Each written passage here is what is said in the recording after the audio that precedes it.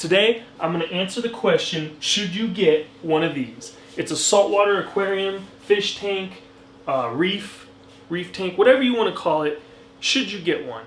And absolutely no. No way should you get one. You should not get one. All right, now hear me out. I have a reef tank, a saltwater aquarium, and I still have it. I haven't gotten rid of it. I'm going to keep it. I'm going to keep going. But I would tell someone if they asked me, should you get one? I would say no.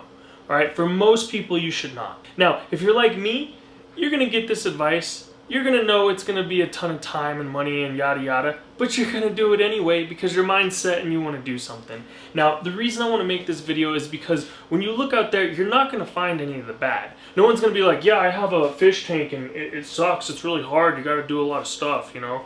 Just go to a secondhand marketplace like, Facebook Market, Craigslist, and just look at how much stuff is for sale for saltwater aquariums. And there's a reason for that. It's because most people will get into this hobby, make it maybe a year, and then they're gonna quit and get rid of all their stuff. It's very common because there are a lot of challenges. It's not easy, it's pretty difficult.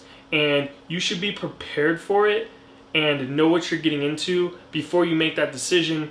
And I feel like if I could kind of let them know about what they're getting into before they do it, then I could save a lot of heartache, maybe some buyer's remorse. And if you know what it's gonna take to do it and you're okay with that, I think you'll be much more likely to be successful and have a better experience. So let's go over the good stuff, right? It is cool. I mean, that's the biggest pro. Like, I really think it's cool. Right now, the lights are more like daylight where there's a lot of whites in them. You'll learn that if you get into the hobby. And then there's thing called the blues. When it's really blue, these things fluoresce and those oranges and greens and yellows and colors just really pop. I'll run some B-roll footage and it just looks really cool.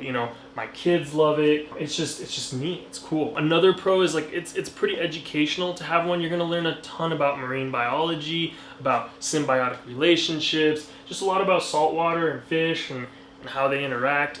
It's a pretty neat little hobby to where you'll actually learn a lot. And then the last pro is like, you have pets. So if you've ever had a dog or a cat, you kind of know what that's like, but it's not like a dog or a cat. Do my fish love me? You guys love me? I think they just like the food I put in there. Any other pro I feel like you can say, or I could think of at least, kind of evolves around those things, that it's cool, it's educational, and it's about having pets, which can be cool. All right, so let's get to the cons. And it's pretty simple. This hobby, this thing, is going to take the two most valuable resources, money and time. There's no way around it. It's going to happen. Okay, now you can put all that into money if you want. You can hire someone to set it up for you, buy all the equipment. You can even pay a company to come by and service everything and do the majority of the work for you, but it's going to be super expensive. If you see a really nice fish tank, it's got a lot of water, a lot of equipment and stuff, like, to think that costs $10,000 is actually pretty realistic, which to me in the beginning seemed insane. Like, what? How can it cost that much? And I feel like nobody talks about it. Like, this stuff is expensive. Now, these are really, really nice lights, okay? They're Radeon, the Gen 4, so you can buy them cheaper. But these lights, I was just astonished when I bought it. And just so you know, I bought all of this used. Everything you see here is used. What I actually did was, there was an aquarist, there was a person who got into the hobby, did it for a few years, and just realized, like, man, this is a lot more than I thought it was going to be. It isn't going the way I wanted to, and wanted to get out. So here I come, and I bought everything used. Pretty much there's very few things that I bought that weren't used, and it was still not cheap. But back to these lights. These are like $850 a pop. They got the little diffuser on there and stuff. So you're talking like over $3,000 just in lights. Like, that's crazy to me. I mean, if you ask me, I was just had no idea how much it cost. Now, I wanted to get into the hobby because one of the guys I work with is in it, and I was like, hey, this will be, fun. We can kind of bond. And I always thought it was really cool, but I was blown away when I got into it. I was like, what? This is crazy expensive. And you can do it a little bit cheaper, but you do kind of get that. You get what you pay for. And the reason why sometimes you don't want to go cheap is that time thing, okay? So here's what's tough about the time thing is I was thinking, I'm going to fully automate everything so that I don't have to spend time on it. I'll just run on its own. And it's pretty much there, but I still have to put time into it. And what happens is unexpected things. And then all of a sudden you have to drop everything and you have to attend to it. Otherwise, you're going to lose everything. Like, you put so much money, so much time, you're so invested in this, in keeping, these beautiful life forms alive. And then all of a sudden, if your return pump clogs or something just stops working for whatever reason, well then you pretty much have to drop everything, because these are going to die really quickly. And it happens like that. You know, you lose power, you better make sure you have a battery or some kind of backup, because everything's going to die really fast. There's so much risk. Like, you're going to put so much time, so much money. You know, I have these things, they're called Acropora. They're a high-end coral, and they are so finicky. Like, you have to make sure you just have them stable. You know, one little thing goes out of tune, out of whack, and they're dead. And these things cost, you know, thousands of dollars. Like, little tiny frags will go for over $100, you know, $200-300. And once you have a colony, if you fragged it all up, you know, you're talking about thousands of dollars in this little tiny thing.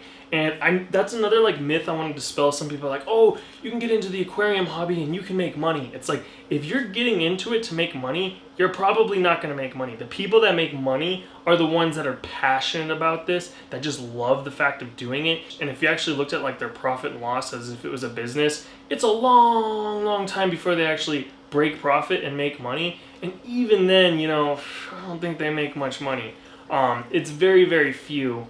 And I mean, it becomes your life pretty much at that point. Like, you have to be very passionate about it. You're not going to make money if you're doing it for money. The only way you'll make money is if you're like just passionate about reefing. And then there's just ongoing costs affiliated with the fish tank. You know, it ranges. You could spend a lot a month, a little a month, but it isn't just set it and forget it. Like, you always will have costs. You know, electricity, water, filtration, food. The list keeps going on.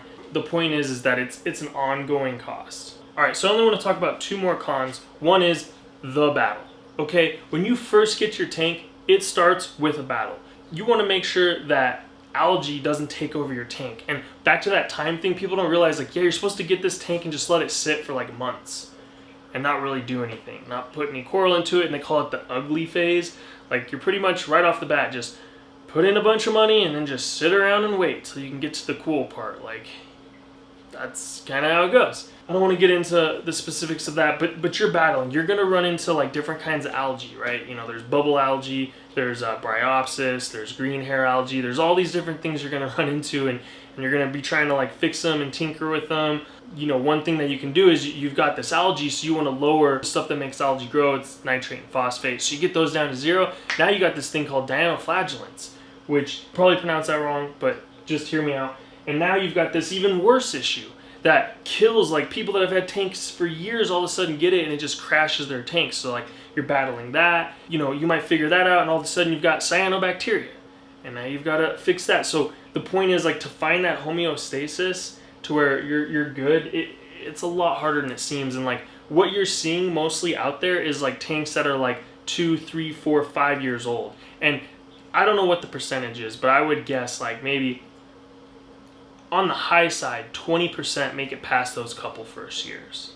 And then once you're past those couple first years, it's a little bit easier. You know, things have kind of settled down. You figured things out, because every single tank is different. You know, what works for this person here is not going to work for that person there, because they've got different sizes, different dimensions, different way the flow goes, different amounts of window light coming in from this side, and different amount of, like, there's just so many things. It's hard to explain. I don't want to spend a lot of time in this video, but you got to put in time to figure out your tank to get it to that area. Now, where it comes into a battle is like, just going to give you real rough examples. There's this thing called aptasia. You're probably going to run into it. It's extremely common, but basically it's like a weed, and if you don't take care of it, it'll take over your tank and it hurts your fish and your coral. Okay, so it sounds like, hey, not that big of a deal. So like, one thing you could do is maybe try to get a fish that's going to eat it. You know, there's like a copperband butterfly or sometimes a filefish. Now the problem with that is, first, let's just say the fish, right? You get the fish in, it's going. Sometimes those fish like to eat your expensive coral as well.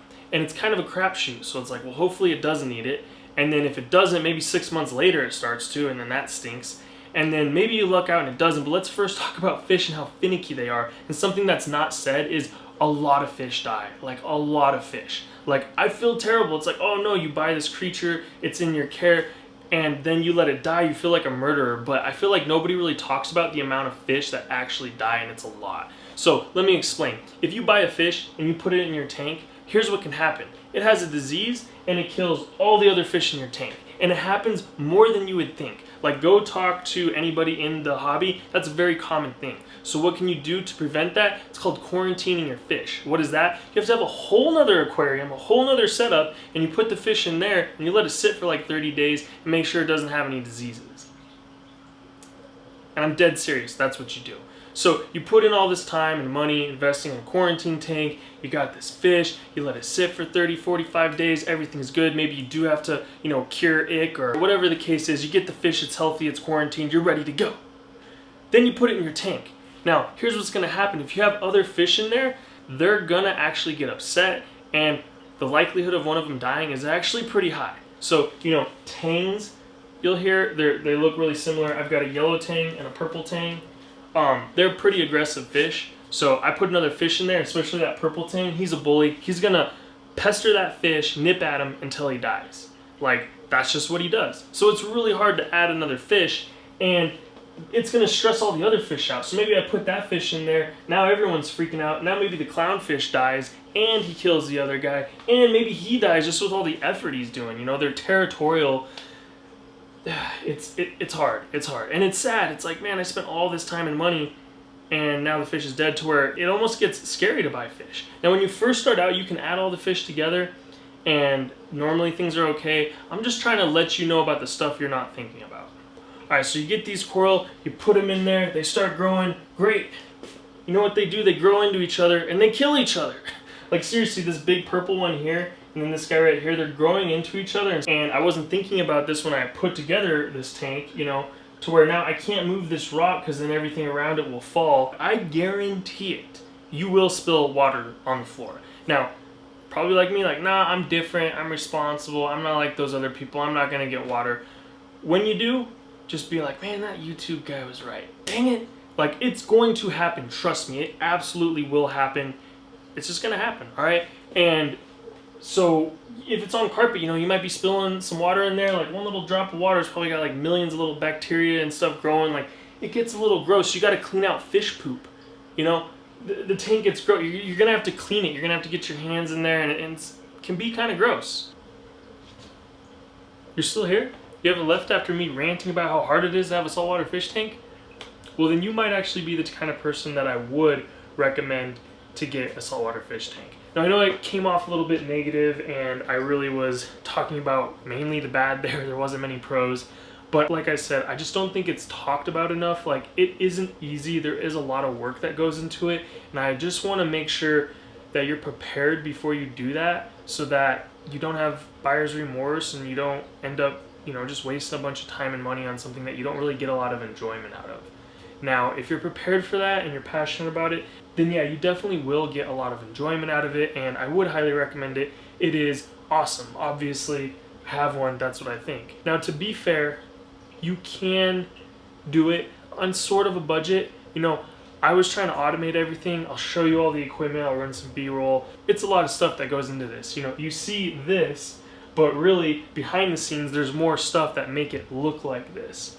Some of the stuff you see here is additives you need for some kinds of corals, and you don't have to have those kinds of corals. I do have a mixed reef tank, and you could just focus on one coral that's easy to keep, or you can even do just fish or just corals and make it a little bit simpler to keep and maintain, but you're still gonna have to be like testing the water, getting new water, adding stuff to the water. Like, there is just a good amount of work that goes into it. The labor, the work, the money, it is worth the reward to the right kind of person. And yeah, I really just wanted to not come off negative. I'm a pretty optimistic person, but just disclose, like, hey, I think it's a little bias out there when you're really trying to search, what's it like having a saltwater fish tank? What's all involved with it? And, should you get one? Maybe get a dog or a cat, unless you're super passionate about it and just really want one. Appreciate you watching. Like, subscribe, comment, all that good stuff, and I'll see you in the next one.